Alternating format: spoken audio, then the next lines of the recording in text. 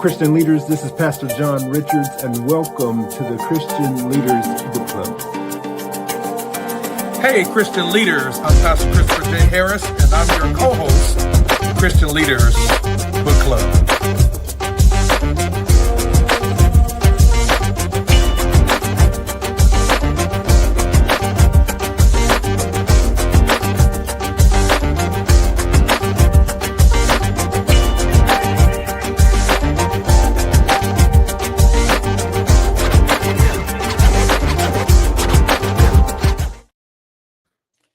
All right, what's up, everybody? Happy November to all of you all. It is the day after Thanksgiving.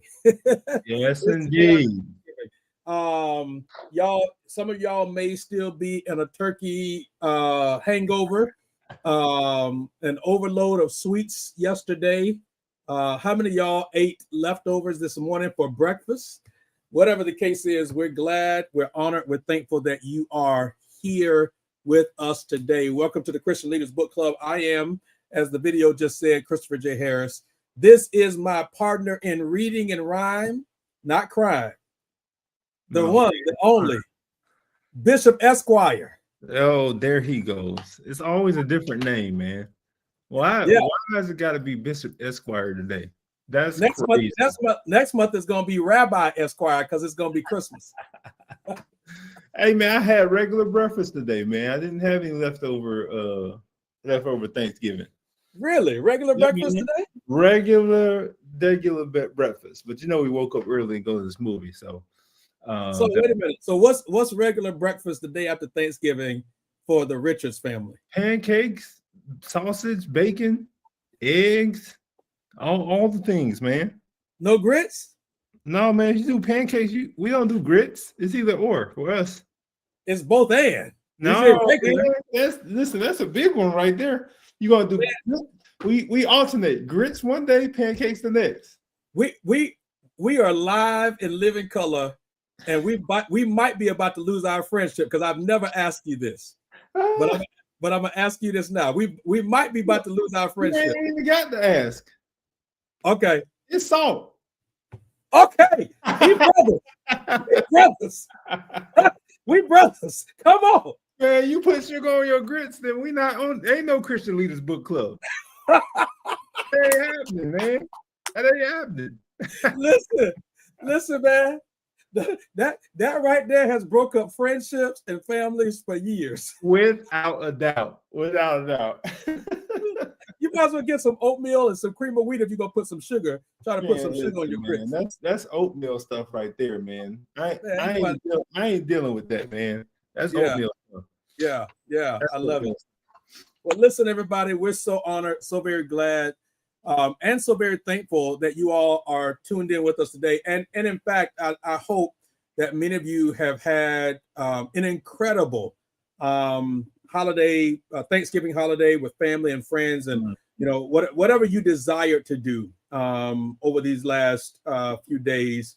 And of course, many of you may have gotten up this morning early and started shopping, and now you're sort of in chill mode. And if that's the case, then thank God for that. Listen, if you didn't get up to shop today, then great for that. And if you ain't got it during this season, then great for that too. Do what you got to do, stay where you got to stay, and live within your means, right? Yep.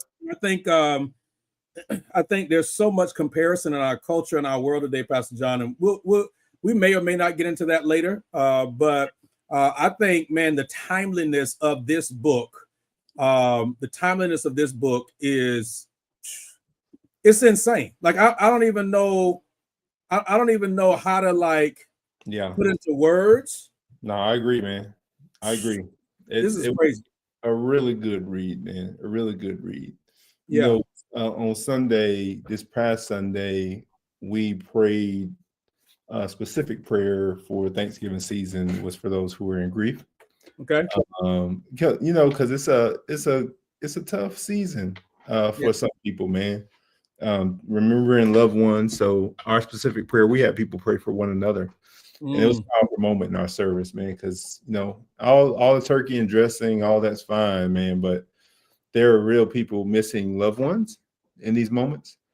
and we got to be able to navigate that well, which, is a foray into the book that we read this month.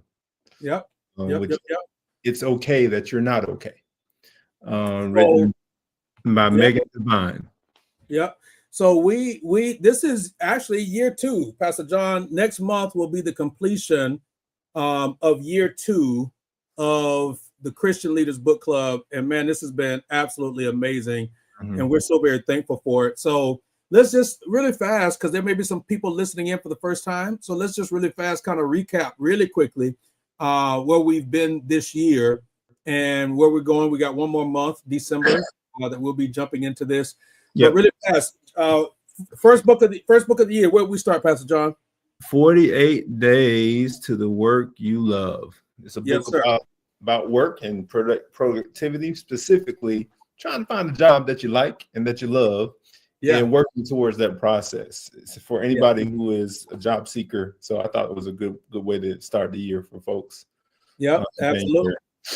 Absolutely. We jumped in February to Up From Nothing by John Hope Bryant, which was obviously a book about, I shouldn't say obviously, I'm sorry, but it is a book about economics, but a little bit of his story, but also, so it's a little autobiographical, but also I think of a collective and communal challenge to how African Americans in particular approach finances and economics in our culture today. So it's really, really a good book. And we did not realize until going into the following month and connect the dots of the play on words that he had with his title there. So that was really cool for us to kind of get that revelation a month later. Yeah. Then we have When Faith Disappoints by our girl Lisa Fields, our apologetics book.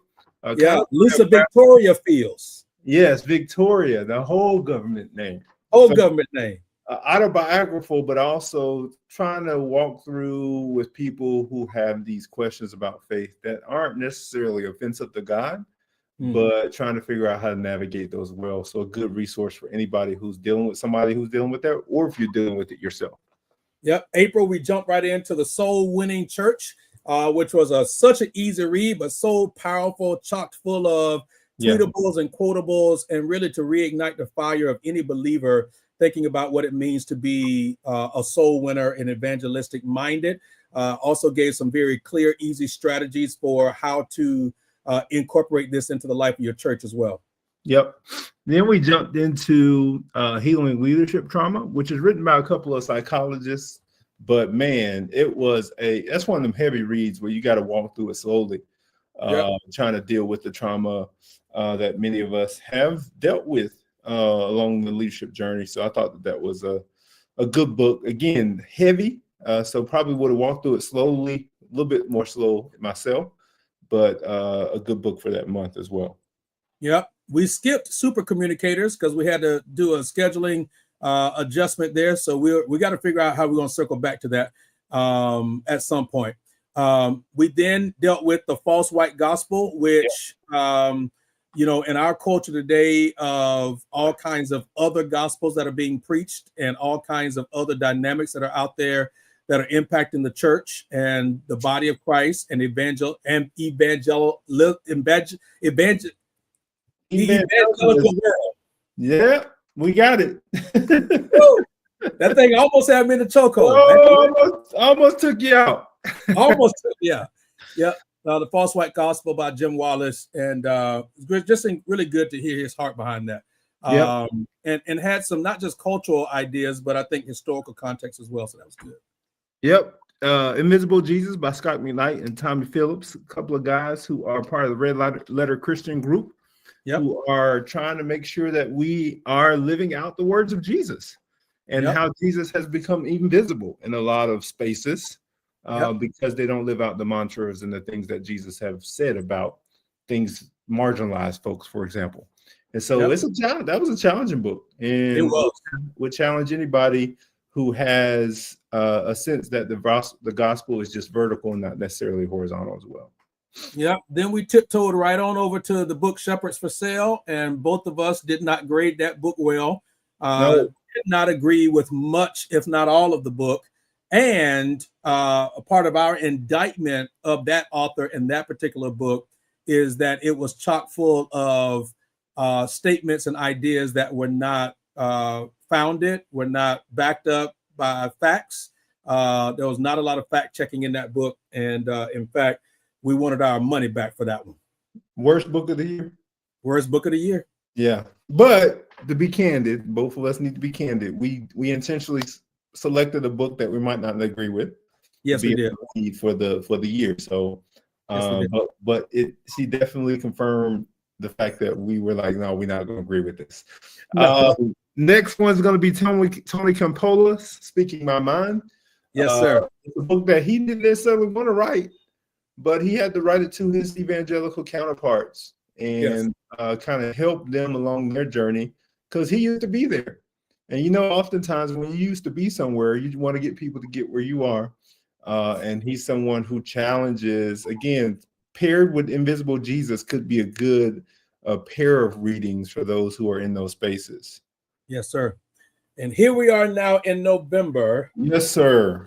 And we are getting ready to unpack this book right here.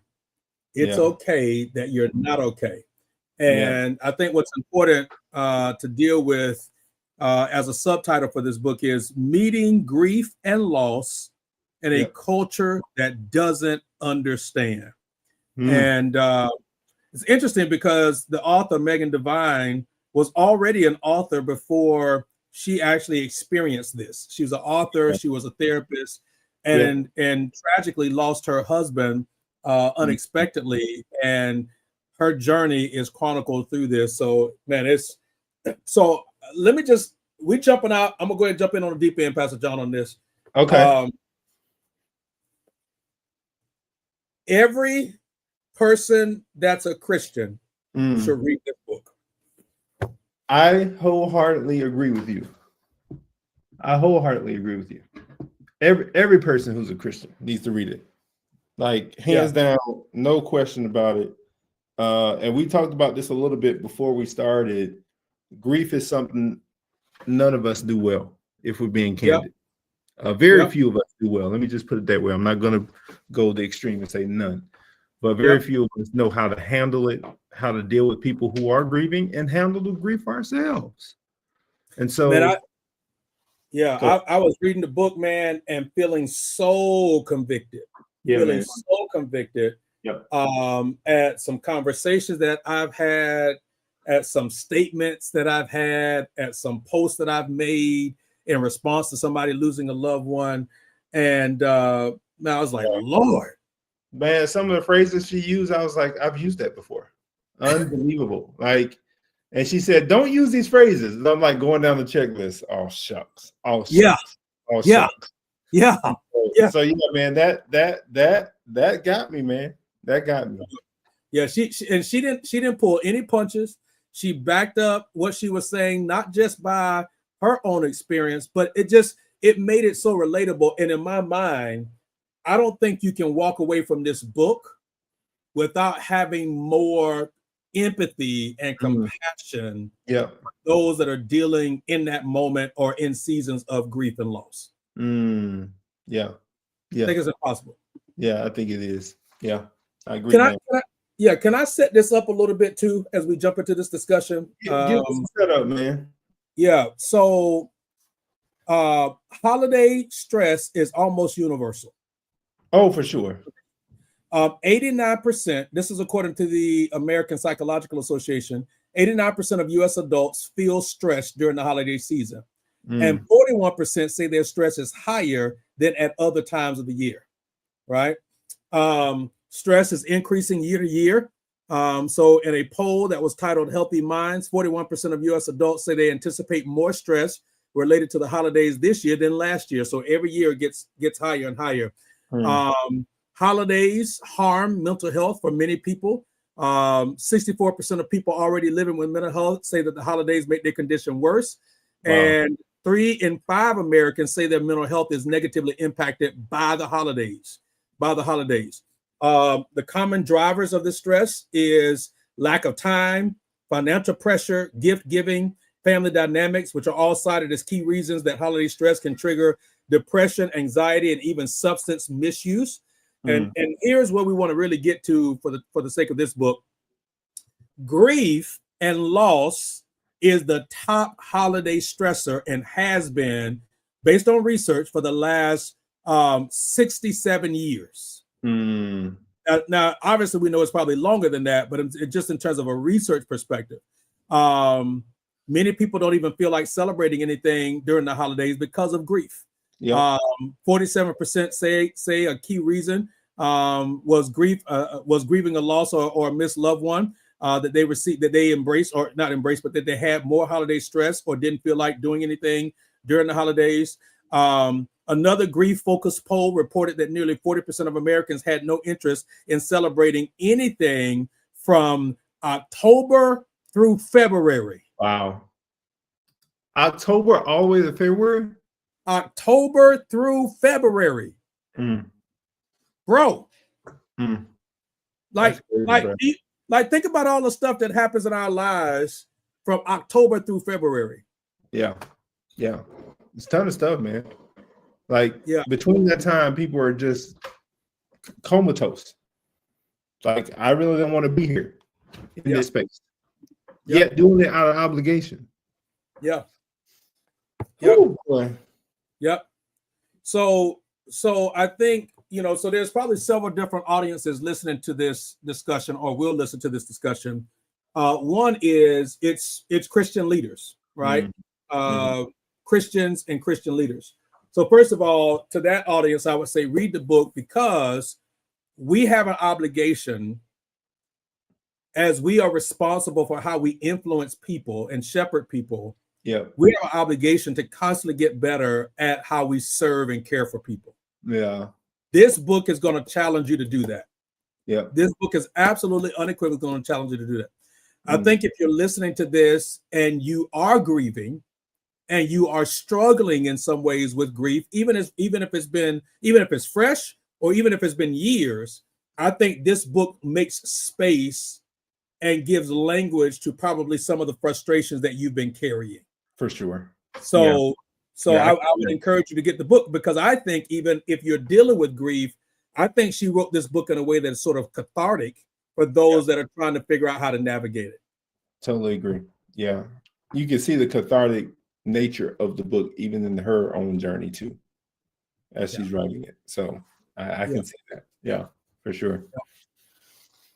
There's a couple things. Here's our disclaimer. And we talked about this briefly, but we can go into more detail with it.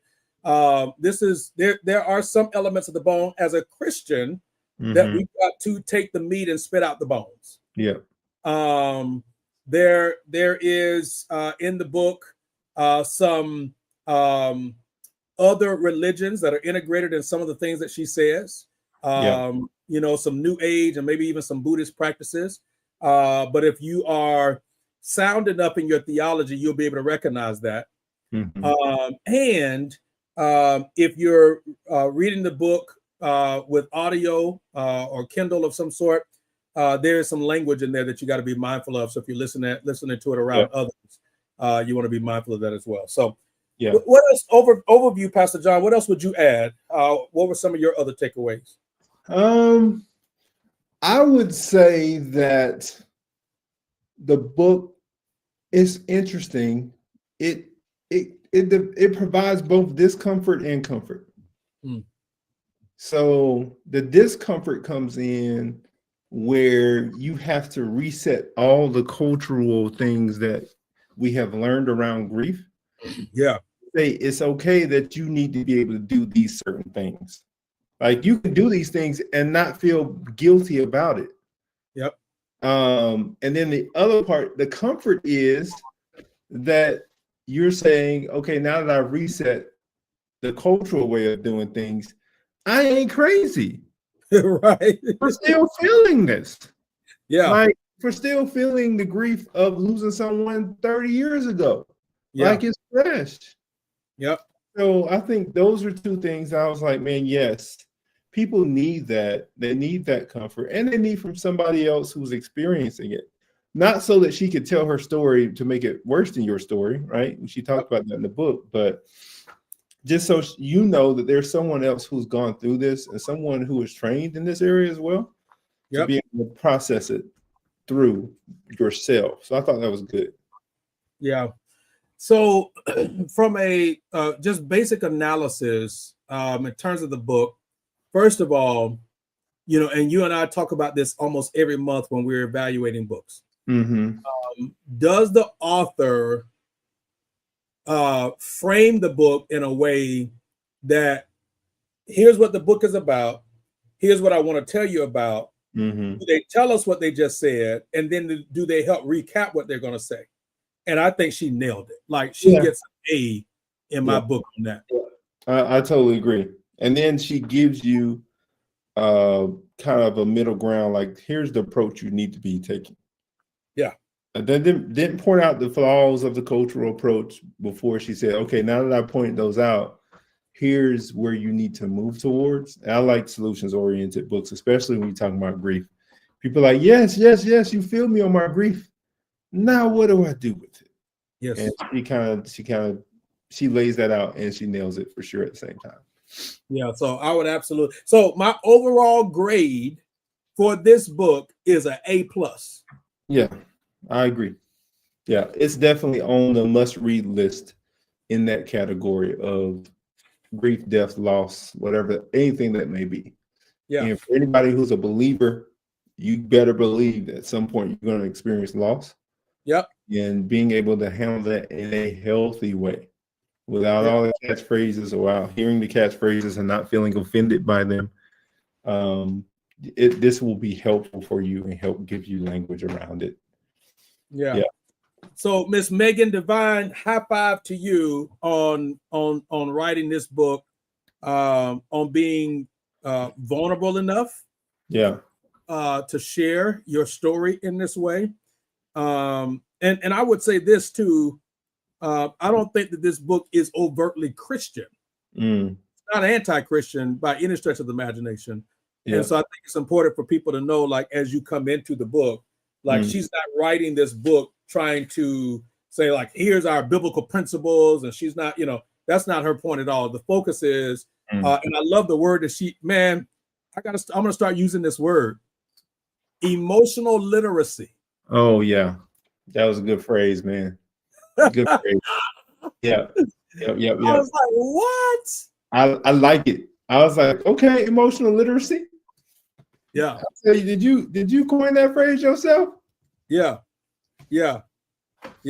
So she started that early on, like in the introduction, right? Yep. Yeah.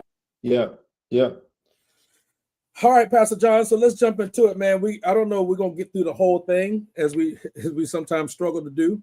Probably not, knowing us, but we can do our best. Yeah. So in the introduction, she tells us, here's the parts of the book. Here's why I got it structured this way. Yeah.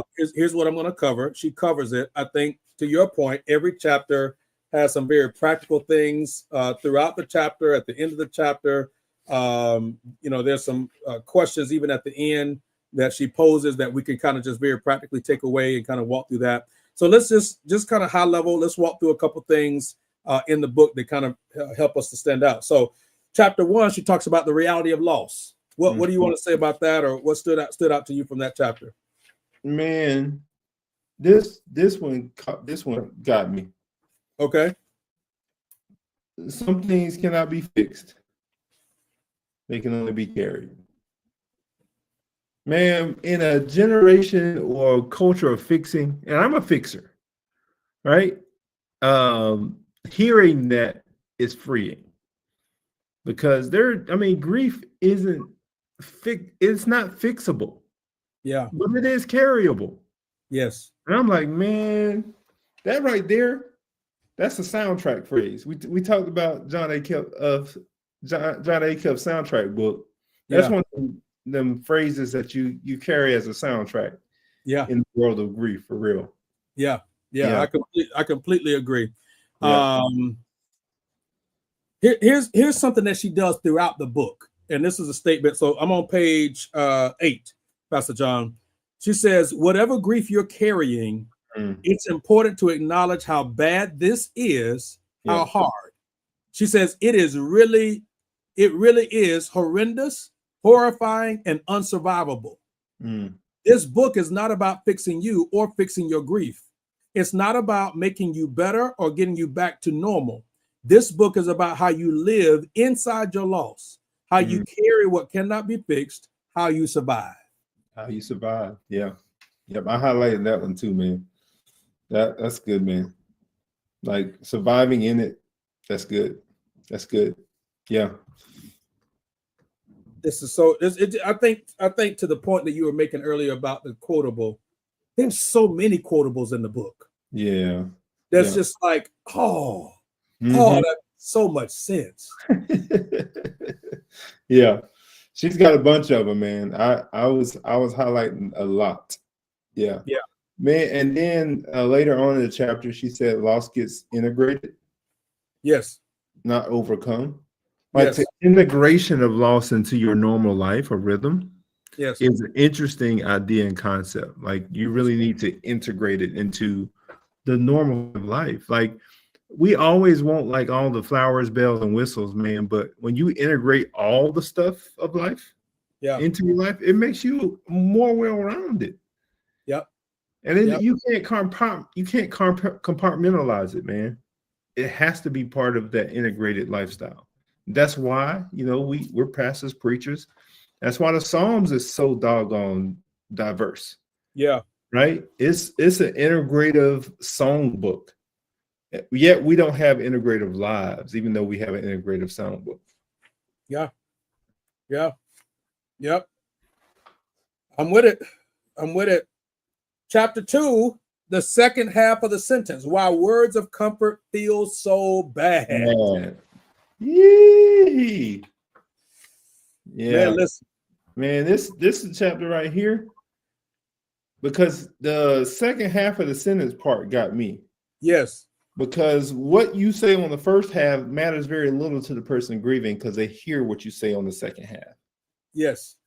Like, yes. At least you had them for as long as you did, second half, so stop feeling bad. Even though you don't say stop feeling bad, that is what your intention is. Yes. Like this is all part of God's plan. So you should stop feeling bad. Yes. And oh my goodness, how many of us have used these phrases that she's used? They're in a better place now. This is going to make you a better person in the end. On the other side of this, everything happens for a reason. All these things are good things that people want to say to help. Yeah. But when she talked about that second half of the sentence, she said, make sure you add the phrase, so stop feeling bad, and you'll understand why the grieving person finds it offensive that you're saying that to them. Yeah. So I'm reading this chapter, and this is the chapter that made me rethink, and is going to make me rethink how I do eulogies. Yeah, man, for sure. Right. Yep. So here's an example of something that I did unintentionally and didn't realize until I was reading this book why it was so helpful. I didn't know. I didn't like in the moment. I was just being authentic to what I was feeling.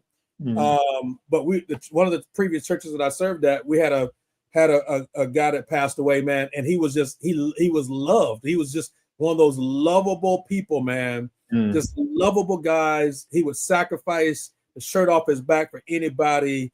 Just you never saw him down, never saw him have a bad day. And man, he passed away in his house, and he had been in his house for a week before anybody found it. Wow, bro. And it just, man, it broke me. It broke the church, all of us, man. It just broke us. And so, man, I'll never forget. I did his funeral, I did his eulogy, and it snowed that day.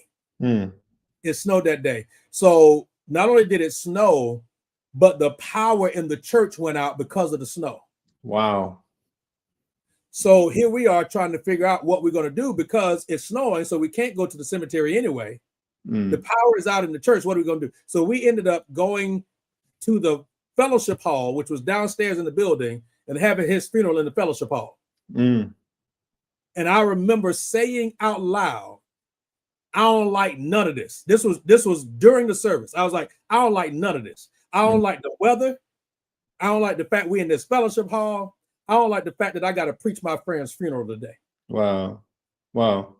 And his mama walked up to me after that funeral and said, "Thank you for being honest." Thank you. Yeah. Yeah. That's good, man. Woo. You know, and I didn't realize, like I didn't connect the dots in that way until reading that chapter, this chapter 2, that even for our eulogies, what people need is not the pithy statements, not the ones that we think are going to help them. They just need our authenticity, man. Yeah. Yeah. That's They all need, they they need us to be authentic to, man, this sucks. This hurts. Yeah. You know? Got to be honest about that, man. Eulogies and words of comfort.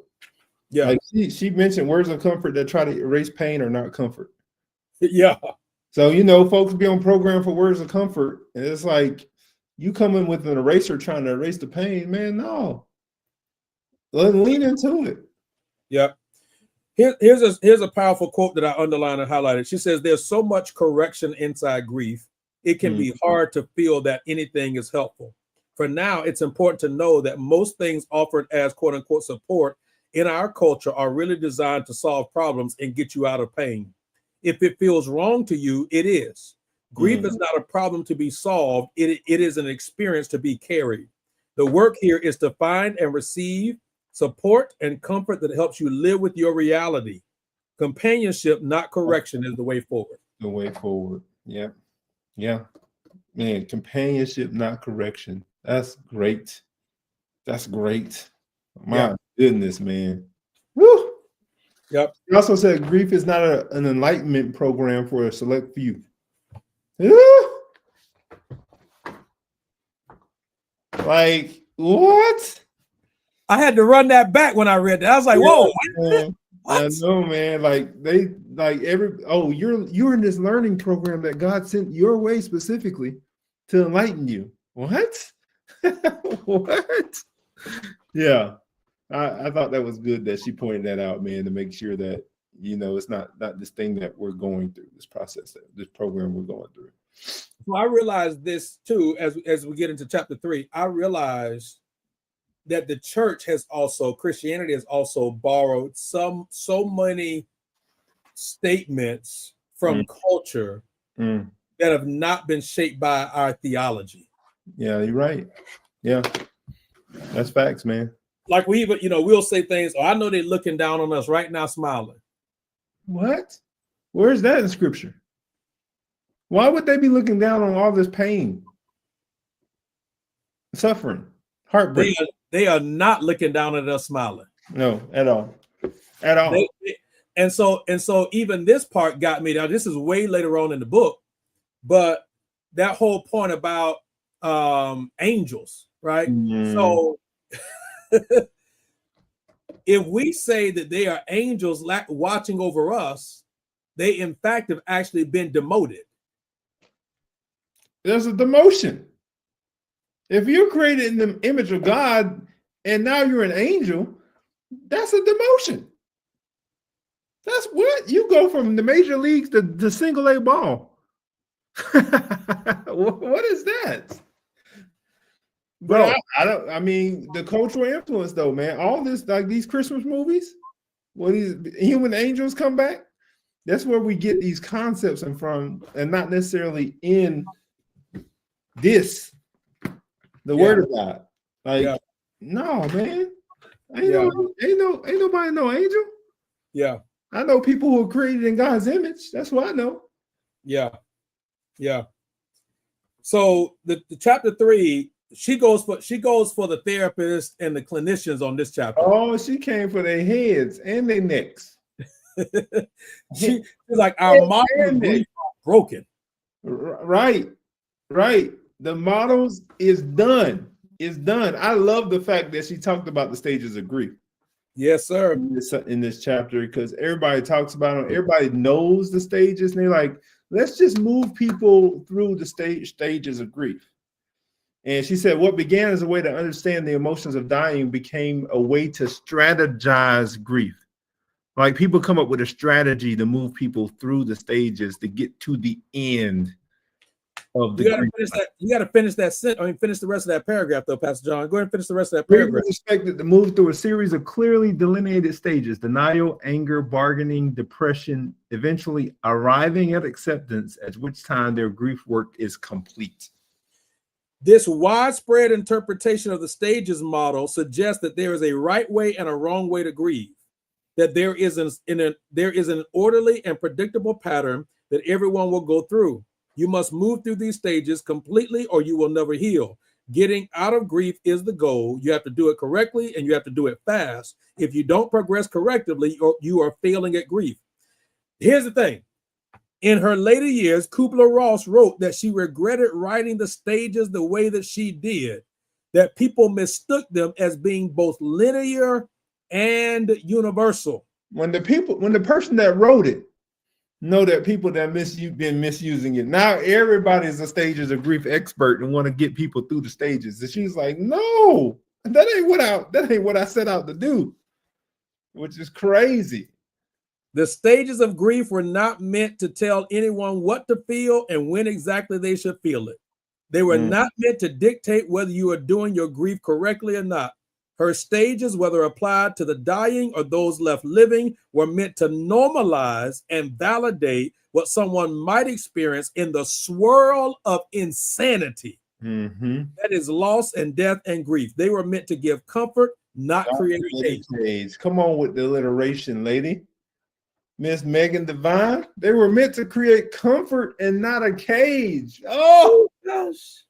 Oh Lord. Yeah. Hey, Pastor John. What? Can I be honest with you? What? I read that section and went and took a nap. That was it, man. That was nap time after that, huh?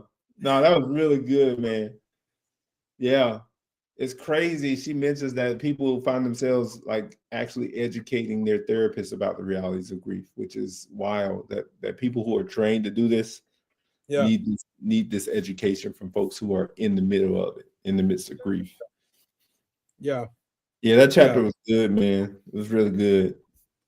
Yeah. So, for me, I think I will still talk about the stages of grief, but absolutely have different handles for it. For sure. Absolutely have different context for it and all of the things that go along with that. Yeah.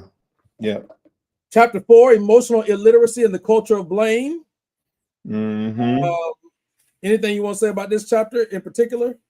She talked about I think sometimes people's minds immediately go somewhere when people, and she mentions this, when loss is violent, accidental, they blame folks because it's like, man, somebody had to do something wrong for this to be this violent and this to be this intense, right?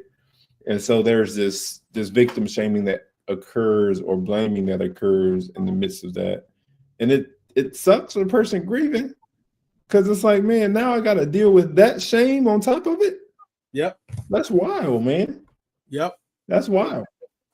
I love that she talks about spiritual bypassing in this chapter. Because that is, I think, something that I've when I became aware of it, and that it was a thing, I started being very careful about, how do we find ways to encourage and comfort and strengthen people, but also not bypass the reality of what they're navigating. And, I think, when I see scripture, I see that scripture, that you can be full of faith while you're still in the trial. Yeah. And I mean that those two are not exclusive of one another. Yeah, they complement each other. Yeah. So I thought that was good. And really, by the time we get to chapter 5, I think as we get to chapter 5, she's using chapter 5 as a way to turn the corner to say, okay, I've laid the foundation for y'all. We need a new model. Yeah, she done climbed this hill. Now she's turning the corner and saying, all right, here's what we're going to talk about now. Yeah. This middle ground that we got. Yep.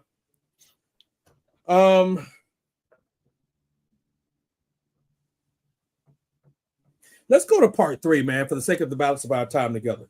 Yeah, that'll work. Because part 2, I think, is very practical. Gives some practical steps and ways that I think are helpful. And expands people's options for what they can do and how they can do it to navigate the grief that they're walking through. She does some creative suggestions in there with, narrative writing or scrapbooking or, poems and things like that. I thought that was all really good stuff.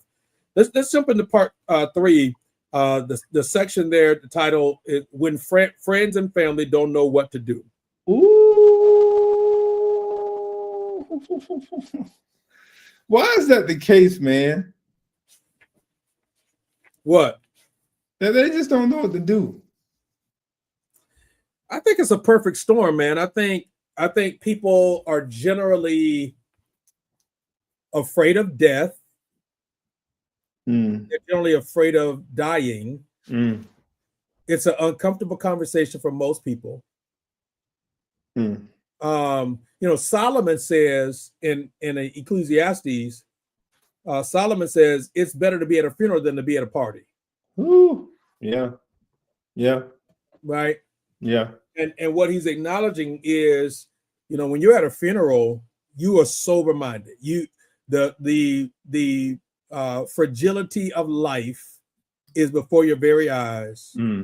You're thinking about your life. You're thinking about what really matters. You're thinking about priorities, your motives. You're thinking about your heart. You're thinking about all the things that you have left undone in life, just all of that. At a party, you're not thinking about that. Parties are meant to sort of dull your senses and cause you to just only focus on the moment, the present.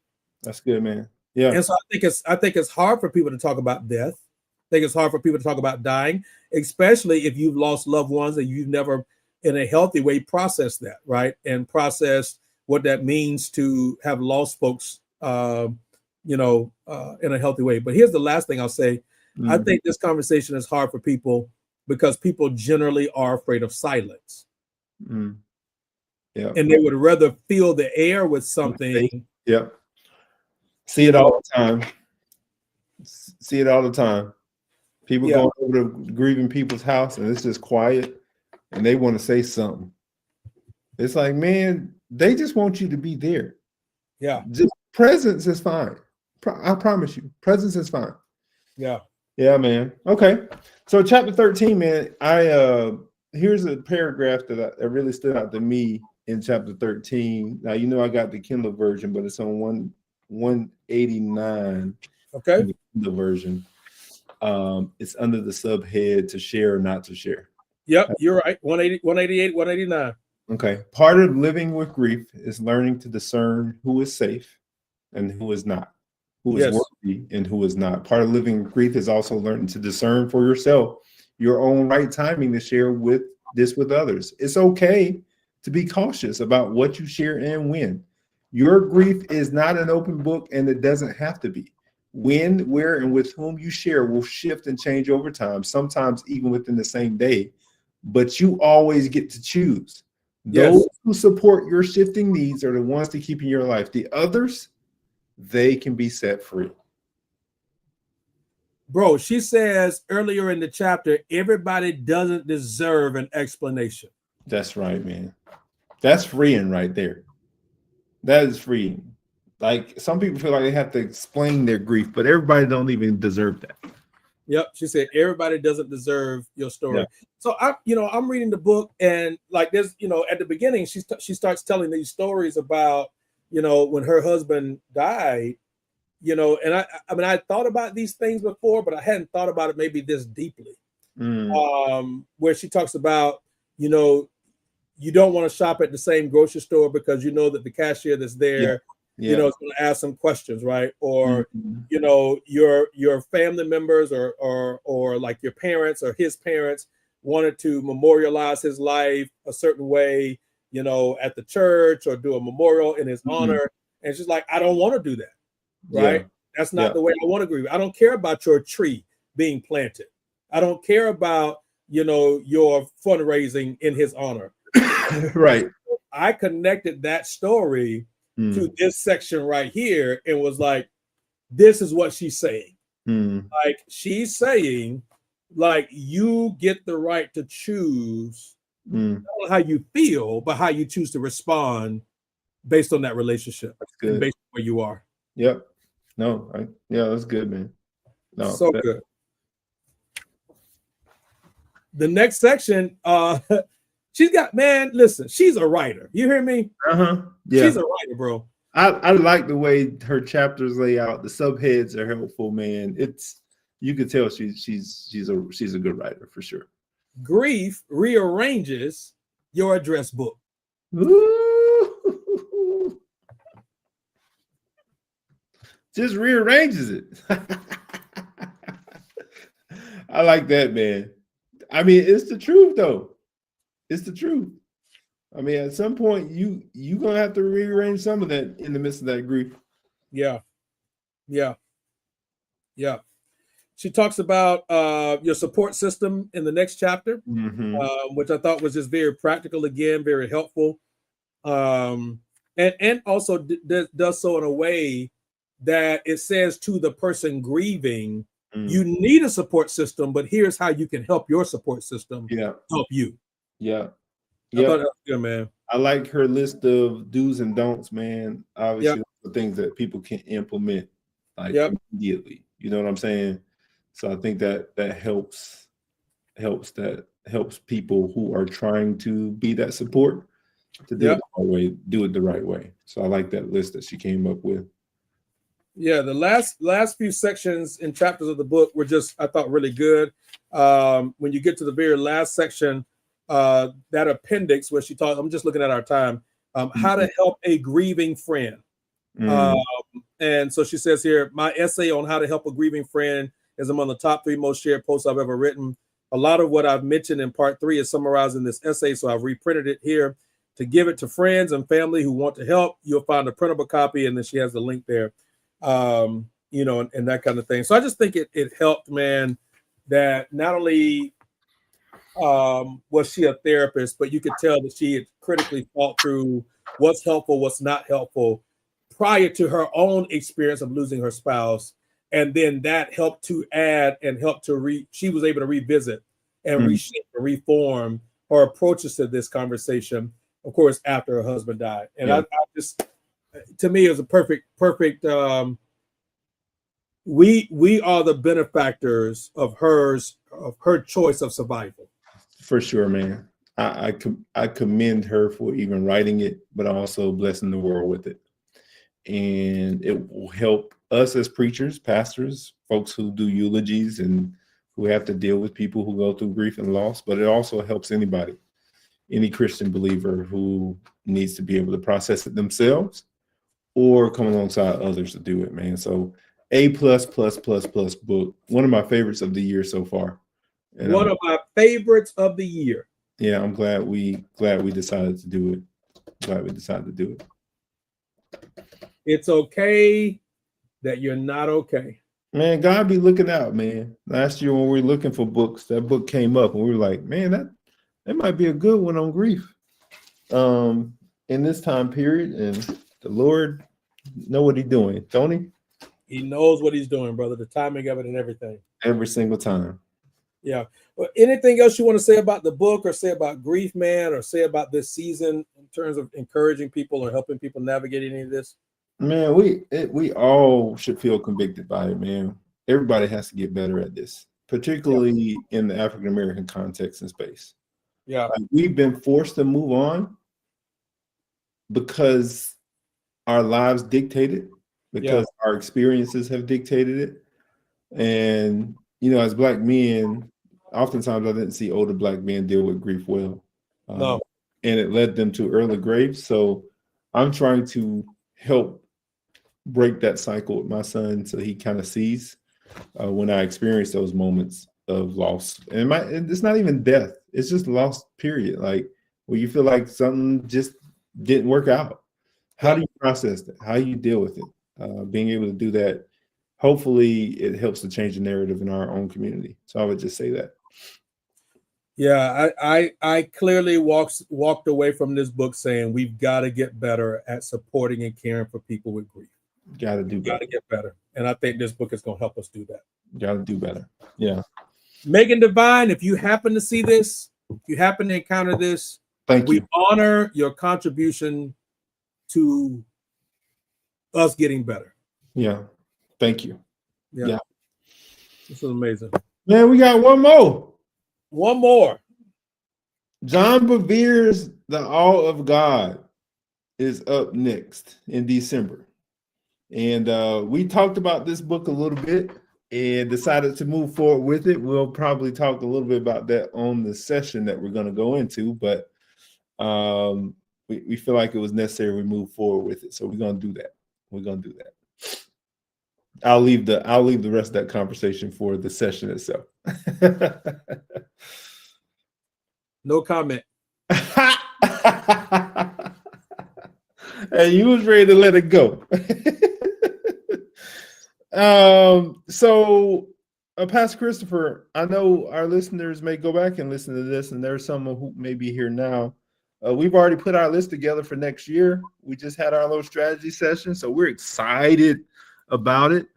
We'll obviously be sending that list out to you all who have subscribed to the newsletter. If you have not, make sure you go and subscribe.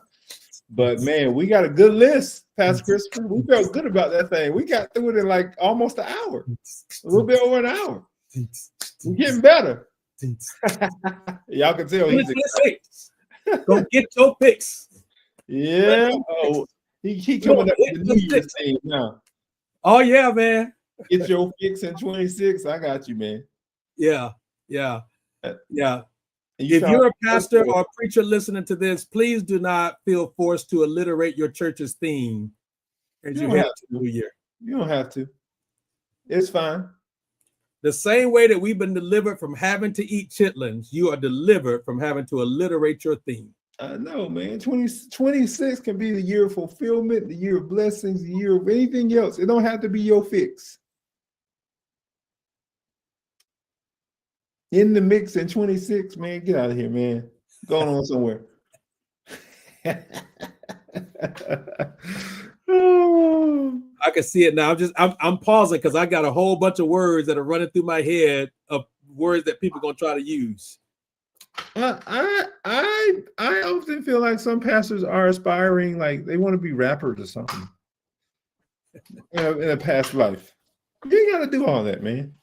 Obviously, I like alliteration on sermon points, stuff like that. I ain't mad at it. You know what I'm saying? But I ain't gonna force it. Sometimes I get to that third point and I say, okay, it's gonna be a different letter. It's okay. It's fine. It is okay.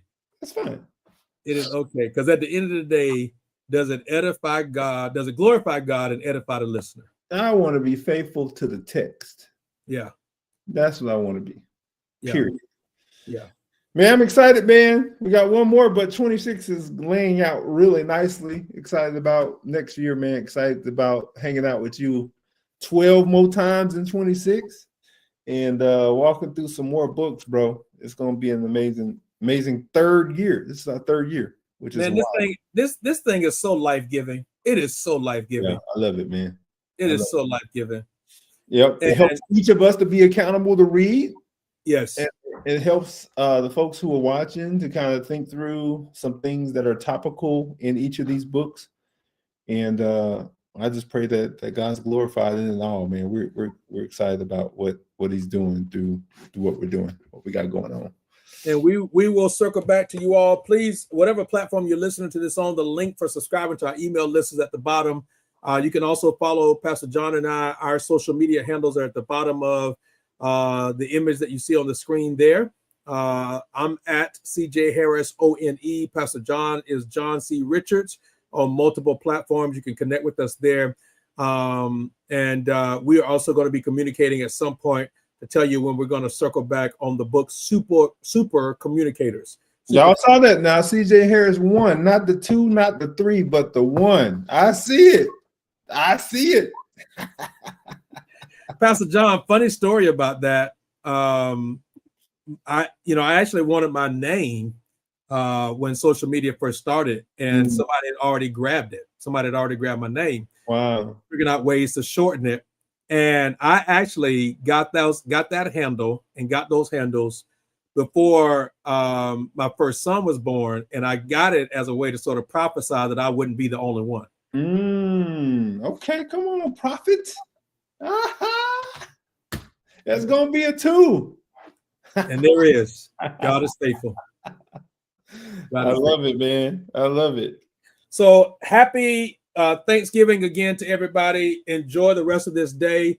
Today and this weekend is a sports lover's dream weekend. You got college football today. You got NFL today. You got NBA today. You got college women's basketball. You got college men's basketball. You got volleyball going on. Listen, 'tis the season. Georgia Tech coming up today. I already know who you're picking. Oh, you already know that. You know. But I'm going for the underdog. Oh, that's what we doing today, huh? Hey, my pick is always whoever's playing at Florida State. You said playing at Florida State? No, whoever's playing Florida State is my pick.